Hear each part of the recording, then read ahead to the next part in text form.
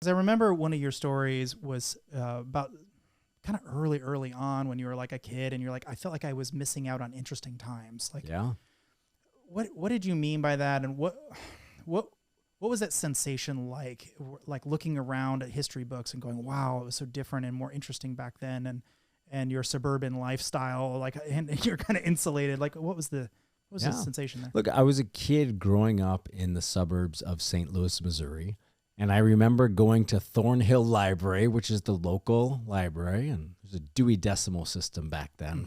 I'm sure you remember that, but a lot of other people might not. But, I was really into the choose your own adventure books. I really liked the idea of having a big adventure.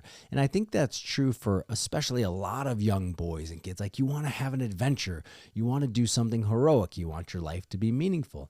And I looked around suburban St. Louis and I'm like, what's going on here? Like, this doesn't seem like King Arthur's Knights of the Round Table. Like, what's the, it's not the Battle of Thermopylae, right? What is at stake like a paper in our right? You're trying to figure out where do I fit in?